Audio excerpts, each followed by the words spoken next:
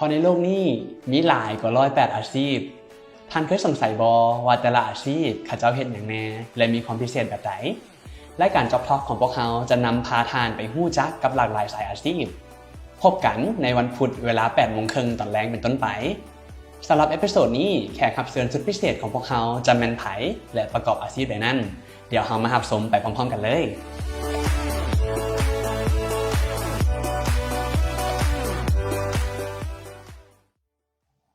สวัสดีท่านผู้ชมยินดีต้อนรับเข้าสู่รายการ Job Talk อีกครั้งหนึ่งเนาะซึ่งว่าสำหรับรายการ Job Talk ของพวกเราอันนี้ก็เป็นเอพิโซดที่6กันแล้วและในมื้อนี้เนาะพวกเราก็ได้มาด้วยอาชีพหนึ่งที่น่าสนใจแต่ก่อนจะไปหาอาชีพนั้นหรือว่าแขกรับเชิญของพวกเราเนาะอยากแจ้งให้ทราบกันว่า Job Talk ของพวกเราออกอากาศในวันพุธเวลา 8:30 น.เด้อตอนแรงเนาะฉะนั้นติดตามน้ำกันแล้วก็พวกเราจะมีข้อมูลข่าวสารดีๆและรวมไปถึงแขกรับเชิญที่น่าสนใจให้ทุกท่านได้พบอย่างแน่นอนเนาะในมื้อนี้เนาะสำหรับอาชีพที่ข้าพเจ้าได้นำมาให้ทุกคนได้รู้จักกันเป็นอาชีพหนึ่งที่น้องๆหลายคนอาจจะบ่เคยได้ยินมาก่อนเนาะแต่อาชีพนี้ข้าพเจ้ามีชื่ออาชีพว่า Impact Manager หรือคันแปลภาษาลาวเขาเอิ้นว่าหัวหน้าแผนกช่วยเหลือสังคมซึ่งในมื้อนี้เนาะพวกเราก็ได้รับเกียรติจากคนที่เพิ่นเป็น Impact Manager ปัจจุบันแม่นเฮ็ดเวียกอยู่Digital Divide Data หรือว่า DDD เนาะขอเสียงตบมือต้อนรับเอื้อยอาริรัตน์เดชวงศ์สอนหรือเอื้อยลิลี่เลยสวัสดีลิลี่สบายดีโจอี้เดี๋ยวสิขอแทนนามมาเป็นเอลี่เนาะเพราะว่าคุ้นเคยกันในชื่อนี้สลายกว่ารบกวนเอลี่แนะนำตัวจักน้อยนึงให้ผู้ฟังได้รู้จักเพิ่มเติมได้บ่จ๊ะได้เนาะโดยก่อนอื่นเมื่อดีก็อยากแนะนำตัวเองเนาะดีมีชื่อว่าอาริรัตน์เดชวงศ์สอนหรือว่าชื่อดินชื่อลิลีปัจจุบันนี้เป็นเฮ็ดเวียกอยู่แผนกช่วยเหลือสังคมอยู่ที่บริษัท DDD นั่นเองเป็นเวลาได้8ปีแล้วเนาะโดยกันที่ได้รู้จักทุกคนโดยเจ้า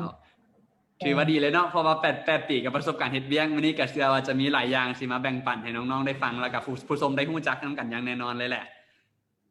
โดยเพราะว่าลี่เฮียนแล้วก็เฮ็ดเวียกมาตั้งแต่น้อยก็เลยว่าค่อนข้างจะโดยได้เฮ็ดเวียกเป็นระยะยาวว่าซั่นเถาะโดยเอลี่เว้าให้ฟังได้บ่หันว่าจุดเริ่มต้นของการเฮ็ดเวียกนำ DDD หันแม่นเริ่มต้นจังไดหรือว่าเฮ็ดนำบ่อนอื่นมาก่อนตอน8ปีที่แล้วโดยแม่แหละลี่เริ่มมาจากการเฮ็ดเวียกมาจากบนอื่นก่อนเนาะทำอิฐเลยแม่นเริ่มต้นจากตอนที่ลี่จบม .7 ซึ่งในนี่แม่นจุดกำเนิดแท้ๆแม่นตอนที่พ่อของลี่เนาะเกิดอุบัติเหตุในนี่แม่นเพิ่นได้เข้าห้องหมอเป็นระยะเวลา8เดือนพุ่นแหละซึ่งว่าในระยะ8เดือนนี้เป็นเวลาที่ยาวนานเนาะและสิเว้าแล้ว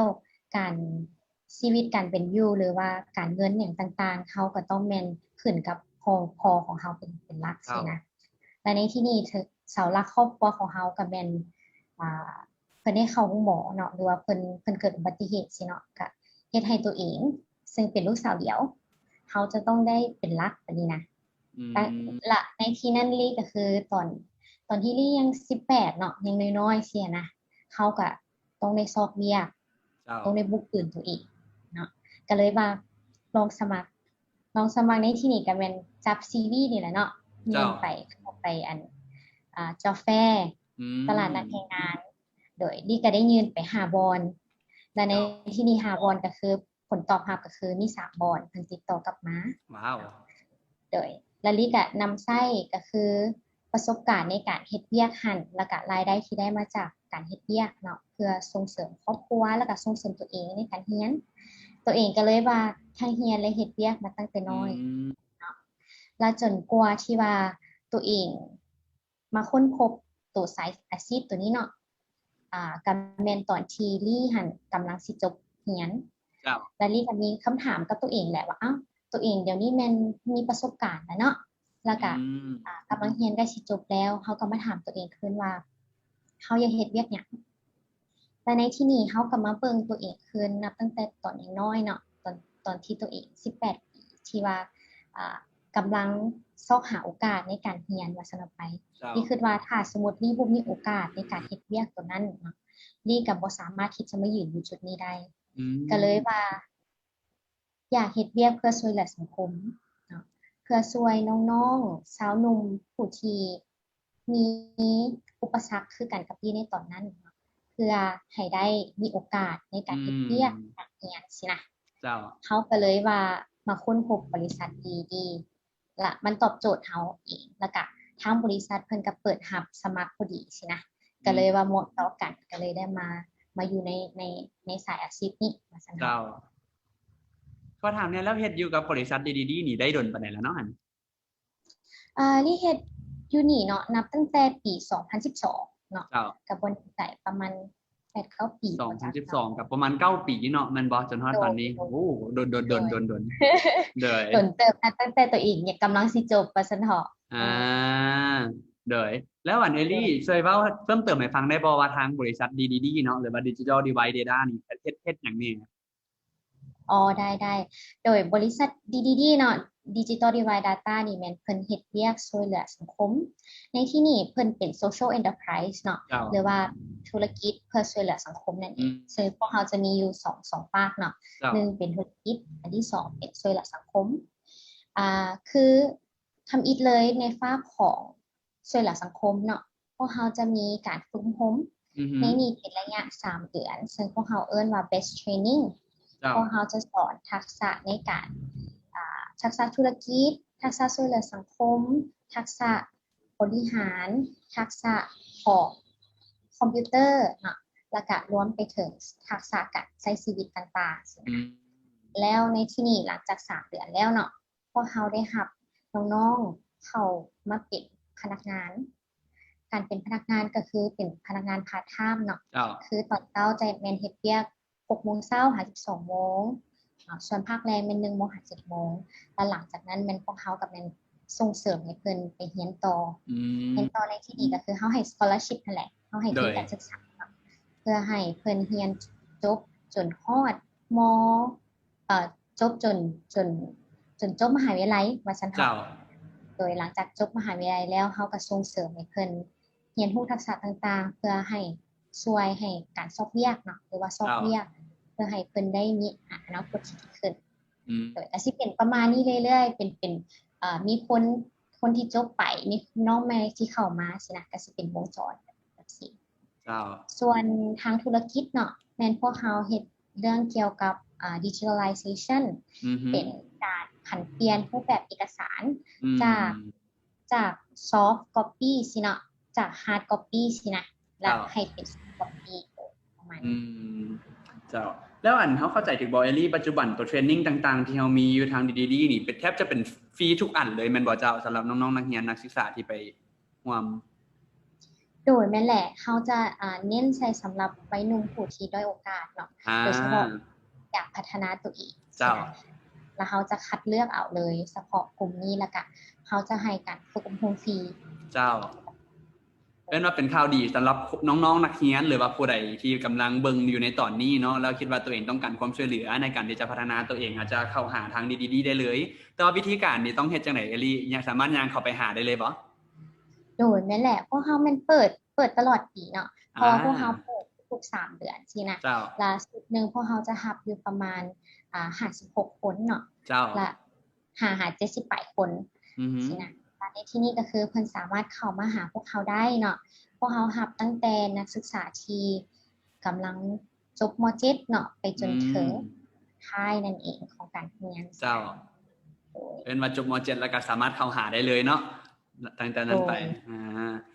เมื่อกี้ก็ถือว่าได้ฮู้เกี่ยวกับทางบริษัทดีๆไปแล้วประมาณนึงเนาะบัดนี้เราสิมาเจาะลึกในเรื่องอาชีพของทางเอลี่กันเลยกับหน้าที่ Impact Manager ช่วยเว้าให้ฟังได้บ่เอลี่ว่าในตำแหน่งหัวหน้าแผนกช่วยเหลือสังคมเนาะหรือว่า Impact Manager นี่นะหน้าที่หลักๆต้องได้เฮ็ดหยังแหน่จ๊ะ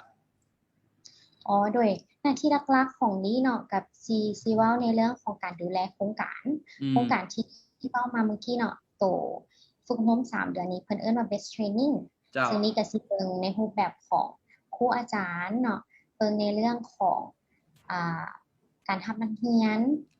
รวมไปถึงการที่ว่าเฮาสิจบนักเรียนพุ่นแหละเนาะเฮามีปัญหาหยังเฮามีข้อท้าทายใดเฮาอยากเพิ่มทักษะใดหรือว่าในอนาคตต่อหน้าสิเนาะเฮาก็สิเบิ่งรวมๆถึงว่าจะมีทักษะใดบ่ที่เฮาอยากเพิ่มเติมเพื่อให้ทันยุคสมัยใน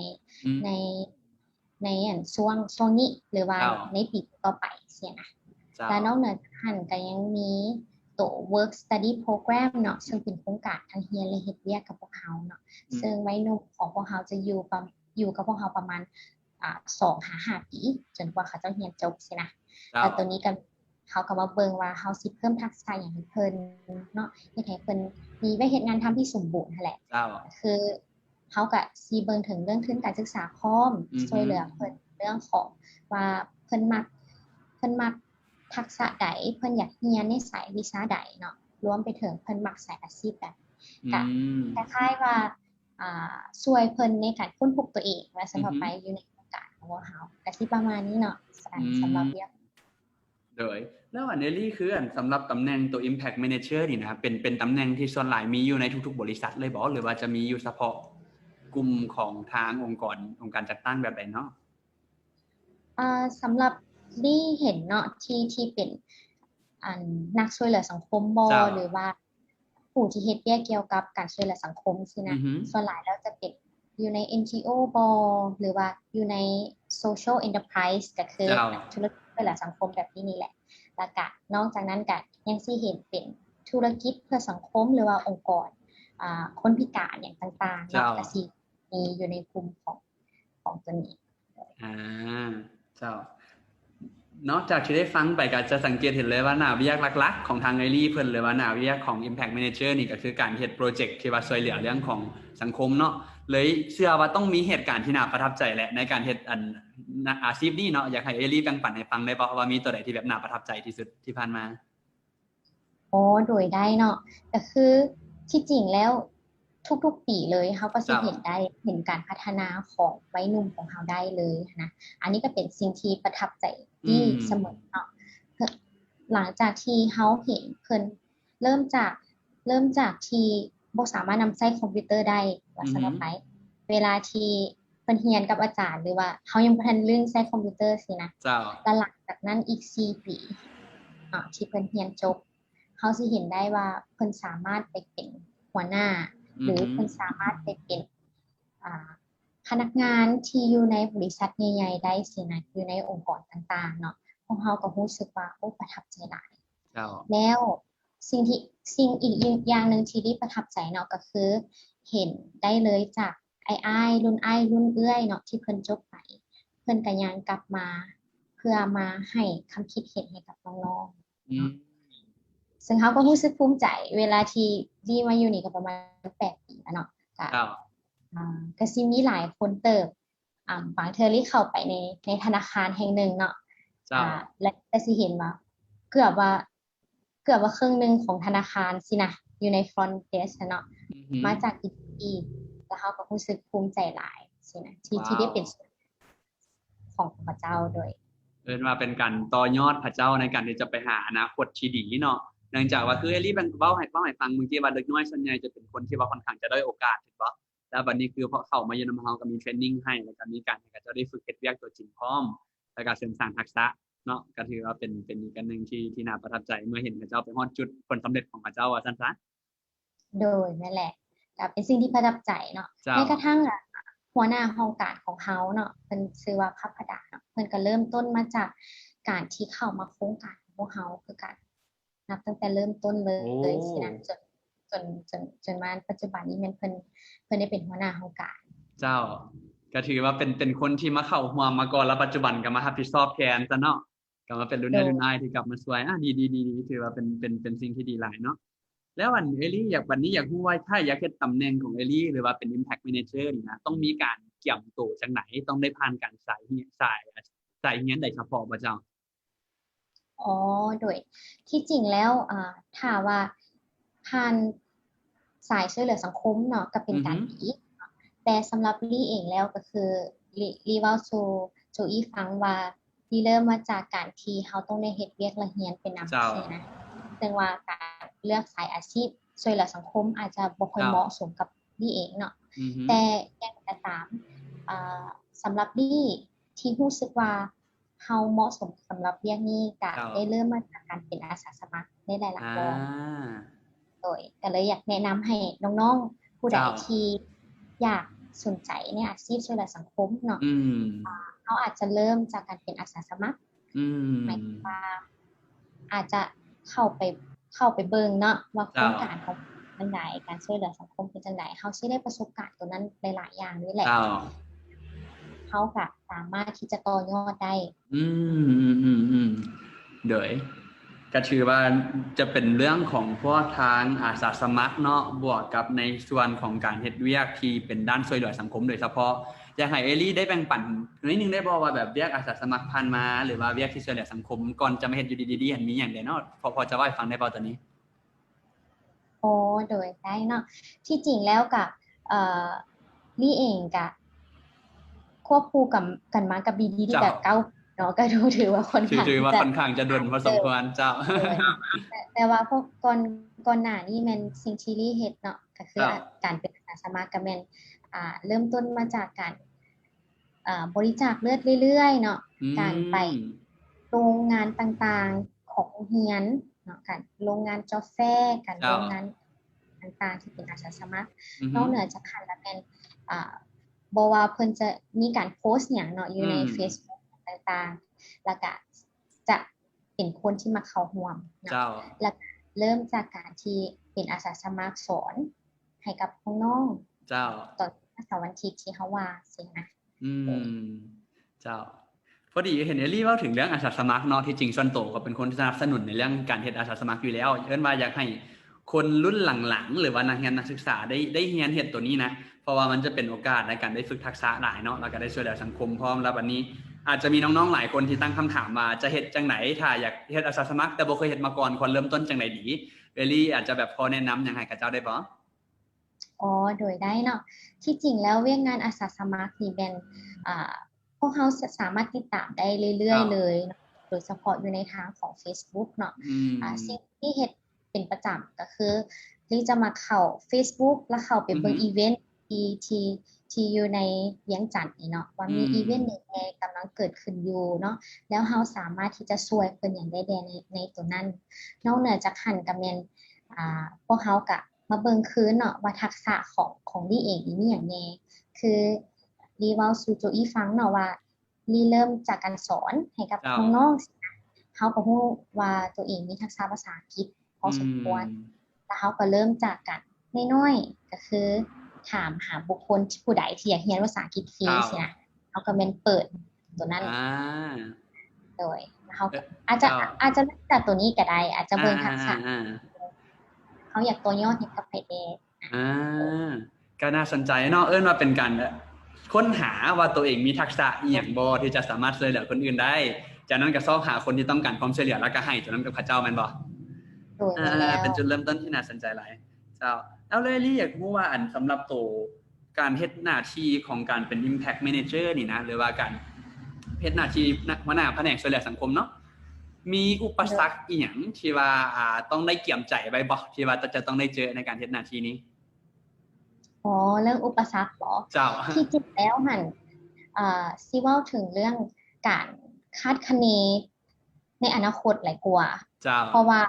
เขาจะเบิ่งในภาพของเขาจะบ่เบิ่งในแต่ปีนี้เนาะแต่เขาจะเบิ่งอีก3ปีข้างหน้า5ปีข้างหน้าว่ามันจะมีการเปลี่ยนแปลงแนวใดก็คือเบิ่งว่าสังคมเขาจะมีการเปลี่ยนแปลงหยังบ่เนาะโดยเฉพาะของที่แม่นในเรื่องของการพัฒนาวัยรุ่นเนาะที่ก็สิเบิ่งในรูปแบบที่ว่าในอีก3ปีข้างหน้าพวกเขาจะต้องการหยังพวกคือวัยรุ่นเนาะเขาจะต้องการหยังแดเพื่อให้ไปถึงต่างๆที่อย่างเช่นว่ามีอนาคตที่ดีขึ้นสิเขาก็สิมีความท้าทายในวงนี้เนาะที่เขาได้ติดตามข่าวอยู่เสมอเนาะที่เขาจะต้องได้ศึกษาสิ่งใหม่ๆอยู่เสมอโดยเฉพาะแม่นในเรื่องของเทคโนโลยีใหม่บ่ที่จะมาตอบโจทย์กับน้องๆหรือในทักษะต่างๆนะและรวมไปถึงการฝึกอบรมครูอาจารย์พร้อมให้ทันสมัยทันเอาไปเลยเพราะถึงการอัปเดตให้ทันยุคทันสมัยเนาะเพราะว่าเอลี่เองก็เฮ็ดเวียกในด้านนี้โดยเฉพาะกับ BDD เองก็มัน9ปีแล้วเนาะอยากรู้ว่าการเฮ็ดเวียกในหน้าที่การช่วยเหลือสังคมใน9ปีก่อนเทียบกับปัจจุบันมีหยังที่เปลี่ยนแปลงไปบ่เอลี่อ๋อโดยมีการเปลี่ยนแปลงหลายเลยแหละโดยเฉพาะยุคแห่งเรื่องของเทคโนโลยีเนาะก็คือนับตั้งแต่ก่อนการนำใช้ Word Excel ก็เพียงพอแล้วสำห อื รับการเฮ็ด ม เวียกแต่ในยุคปัจจุบันนี้แม่นเขาต้องได้มีการนำใช้หลายอย่างเลยแหละ โดยเฉพาะในวิกฤตแบบนี้เนาะเขาต้องได้นำใช้เทคโนโลยีอ่าให้หลายขึ้นสินะ เจ้า ซึ่งน้องๆนักเรียนของเราที่มาจากกลุ่มคนที่ด้อยโอกาสเขาก็ต้องได้ปรับให้เพิ่นทันยุคทันสมัยคือกัน อ่าฮะอ่าฮะ กับพวกเขาเสียนะ อันนี้ก็เป็นสิ่งที่ว่าต้องได้อัปเดตทุกๆปีเลยแหละในเรื่อง เจ้า ของเทคโนโลยี อืม แล้วรู้สึกว่าในช่วงโควิดที่ผ่านมานี่เห็นทางดีๆเนื่องจากว่าเฮ็ดเวียกเอิ้นว่าหยังน้องๆที่เขาเจ้าเฮ็ดเวียกในส่วนของการเฮ็ดข้อมูลเนาะก็ต้องได้ใช้คอมพิวเตอร์ แล้วบัดนี้คือเดินด้วยมาของการบ่ได้เห็นทางดีๆนี่แม่นถือว่าเอาคอมพิวเตอร์ไปเลาะให้กับน้องๆแต่ละบอนเลยแม่นบ่เจ้า โดยแม่นแล้วที่จริงแล้วเนาะก็ส่วนหลายแล้วน้องๆผู้ที่อยู่ในโครงการของเขาหั้น เจ้า น่ะเพิ่นก็สิอยู่ห้องแถว อื เนาะ ม เพราะว่าหลายคนก็สิมาแต่ต่างแขวง เจ้า และพวกเขาก็จำเป็นจะต้องได้เอาคอมพิวเตอร์เนาะบ่แม่นแต่คอมพิวเตอร์แต่ต้องเอาโต๊ะตั้งให้เพิ่นพร้อม โอ้เอิ้นว่าครบสุดเลยเนาะในการที่จะอำนวยความสะดวกการเฮ็ดเวียกเจ้า โดย แล้วนอกเหนือจากหั้นก็แม่นเฮาก็ต้องได้เบิ่งเรื่องของอินเทอร์เน็ตให้เพิ่นพร้อม อ๋อ เจ้าก็ถือว่าท้าทายปรับตัวหลายพอสมควรเนาะ โดยแต่ว่าถือว่าทุกคนก็แม่นมีความสามัคคีหลายเฮา เจ้า ฮู้ได้ตอนนี้เลยว่าพนักงานของพวกเขาแต่ละคนนี่นะแม่นสูงใจให้กับ อืม น้องๆเพื่อให้ได้เฮ็ดเวียกอีหลี เจ้า ใช่นะแล้วก็เขาก็สิเห็นว่า อือฮึ พวกเขาผ่านอุปสรรคตัวนี้ได้ก็แม่นย้อนพนักงานของพวกเขา เจ้า อืมโดยบัดนี้อีกคำถามหนึ่งซะที่เอิ้นว่าน่าจะเหมาะสมที่จะถามเอลี่หลายเลยแหละด้วยประสบการณ์ของคนที่เอิ้นว่าเฮ็ดเวียกตั้งแต่ยามน้อยเนาะมาจนฮอดแล้วก็ช่วยเหลือสังคมพร้อมแล้วอยากรู้ว่าสำหรับคนที่ฝากคำถามเข้ามาว่าช่วงวัยเรียนเนาะโดยเฉพาะในช่วงมหาลัยนี่นะควรจะโฟกัสกับแต่การเรียนอย่างเดียวเลยบ่หรือว่าเราควรจะเรียนหนังสือไปนำแล้วก็ต้องแบ่งเวลาเพื่อจะไปเฮ็ดเวียกอาสาสมัครแล้วก็เฮ็ดเวียกเสริมนำสำหรับเอลี่อยากแนะนำจังได๋จ๊ะ โดยสำหรับลี่เองเนาะสิ่งที่ลี่เห็นระหว่างความแตกต่างระหว่างหนึ่ง อืม น้องๆผู้ที่เฮ็ดเวียกแล้วก็เรียนไปนำหรือว่า ครับ เฮ็ดเวียกอาสาสมัครไปนำและสำหรับน้องๆเองผู้ที่โฟกัสใส่แต่การเรียนอย่างเดียว อืม เนาะเขาสิเห็นความแตกต่างก็คือว่าผู้ที่เพิ่นมีประสบการณ์ในการเฮ็ดเวียกหรือการเป็นอาสาสมัครมาก่อนสินะครับ เพิ่นจะเฮ็ดเวียกได้ไวขึ้นและง่ายขึ้นก่อนผู้ที่ยังเทื่อ อืม เพราะว่าเพิ่นได้ผ่านมาแล้วเพิ่น อือฮึ ได้ผ่านจุดของการที่เฮาฮู้จักกฎ อือฮึ ระเบียบของการเฮ็ดเวียกฮู้จักว่าเฮาควรเข้าหาไผเฮาควรเริ่มต้นแนวใดสินะ เจ้า ซึ่งในจุดนี้จะเป็นเฮาก็บ่ต้องได้มาเทรนเพิ่นอีกเทื่อนึ อื ง ม ฉะนั้นก็เลยว่าอยากแนะนำให้น้องๆผู้ใดที่ว่ากำลังเรียนอยู่เนาะ เจ้า ให้เพิ่มเติมอีกเนาะถ้าว่าเขาสามารถมีเวลาได้มีเวลาที่เป็นอาสาสมัครมีเวลาเฮ็ดเวียกเสริมเนาะตัวนี้แมนดี้ก็อยากแนะนำเลย เพราะว่ามันจะช่วยให้เขาหลายได้เลยแหละ เพราะว่าการเฮ็ดของเขาก็แม่นเพื่อเอามาพัฒนาในการเฮ็ดเวียกเนาะ อืม ถ้าว่าเขาตัดไปเขาก็แฮงได้ประสิทธิภาพ2เท่าเสียนะ เจ้า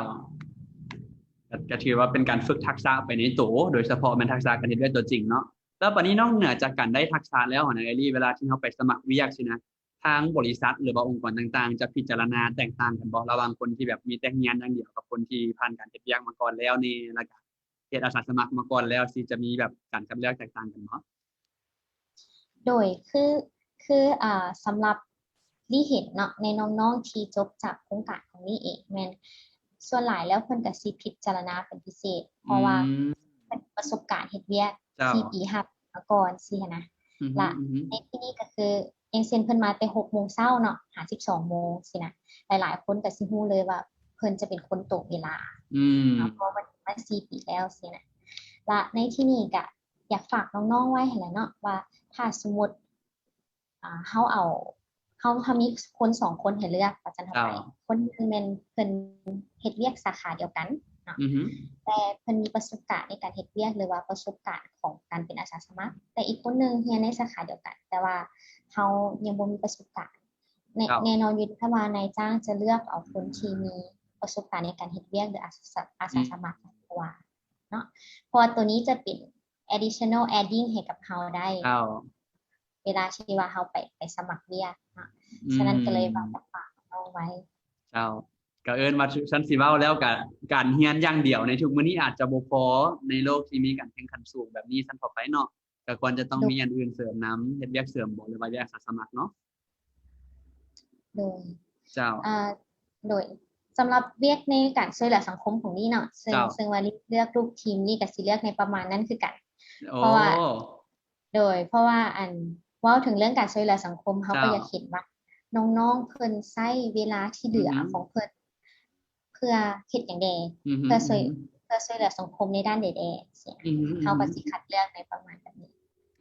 พอดีเว้าหาตัวนี้เนาะเอลลี่อยากถามเลยว่าคันสมมุติน้องๆผู้ใดที่รับชมอยู่หรือว่าอาจจะเป็นผู้ปกครองก็แล้วแต่ซะที่ว่าอยากให้ลูกเฮ็ดอาชีพนี้หรือว่าลูกผู้ตัวนักเรียนเองที่อยากประกอบอาชีพนี้นะ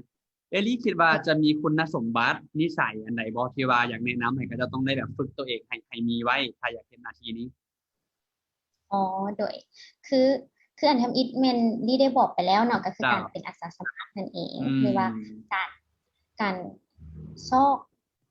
เฮ็ดในสิ่งใดที่สิ่งหนึ่งเนาะที่นอกเหนือจากการเรียนเวลาเรียนของเขาว่าซั่นไปตัวนี้ก็เป็นอีกสิ่งหนึ่งที่ได้อยากฝากไว้เนาะและอันที่สองก็คือ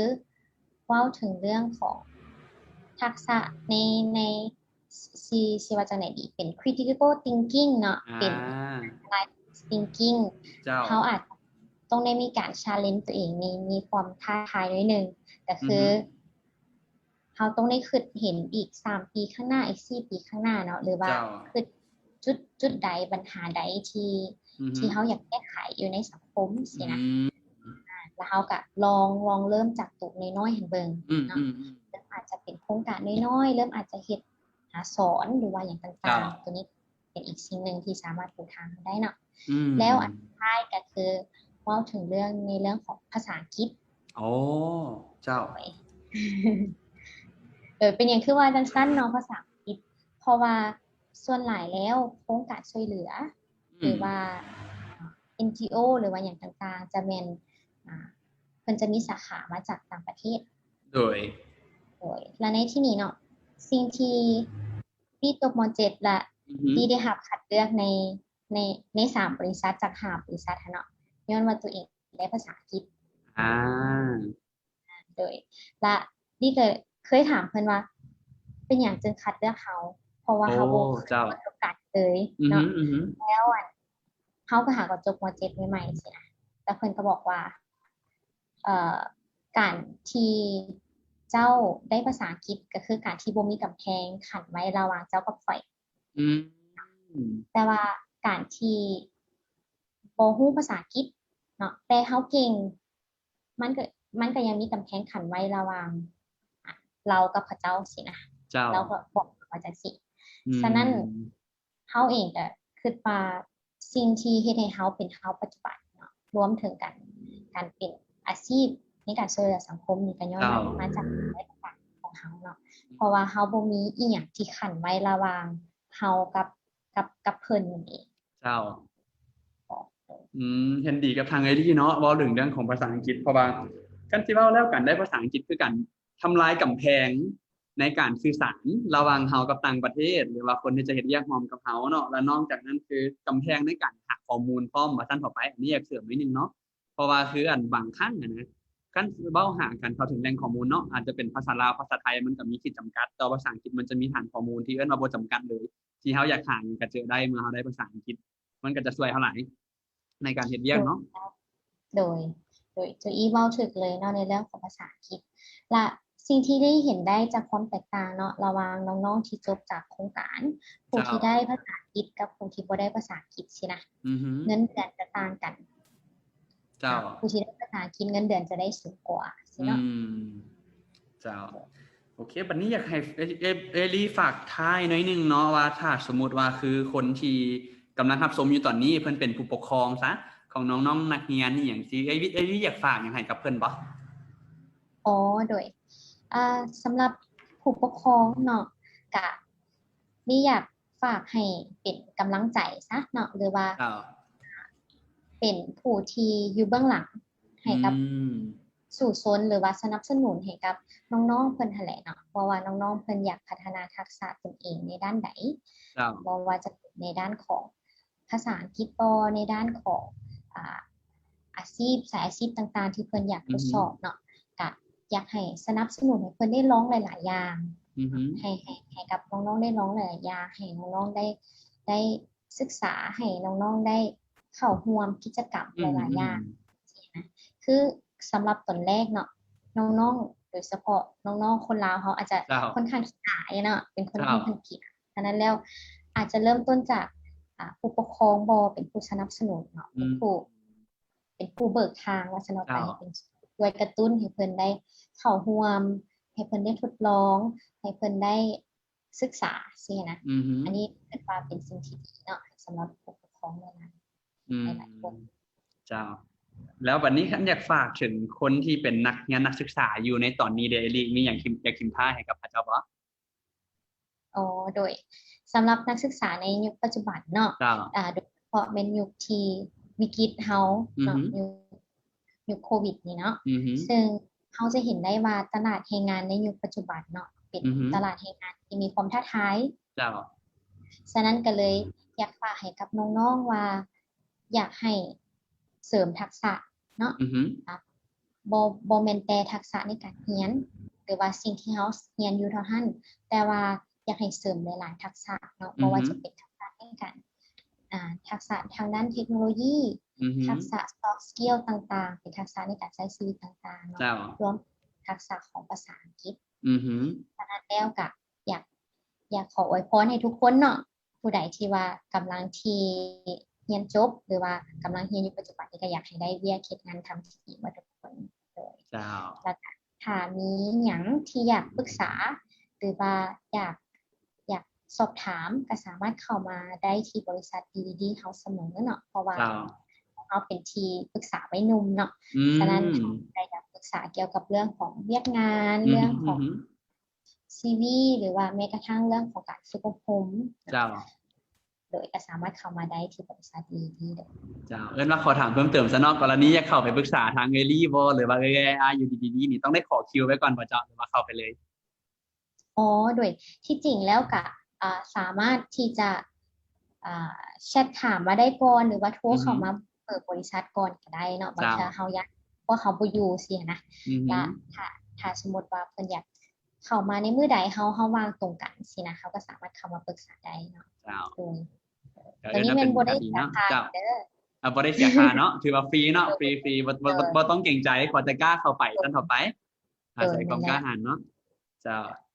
ก็ถือว่าฝากไว้เท่านั้นเนาะสำหรับมื้อนี้แล้วก็ผ่านไปแล้วสำหรับเอพิโซดที่6เนาะกับหัวข้อ Impact Manager โดยที่แขกรับเชิญของเราก็แม่นเอลี่อาริรัตน์เนาะเดชวงศาขออภัย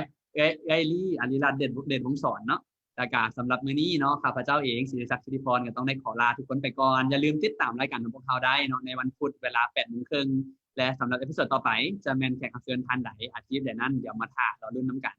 สำหรับมื้อนี้เนาะต้องขอบใจเอลี่หลายๆเนาะที่เอามาให้ความรู้กับพวกเรากับน้องๆพร้อมแล้วก็ขอบใจทุกคนที่เข้ามารับชมเช่นเดียวกันพบกันใหม่กับเอพิโซดต่อไปบ๊ายบาย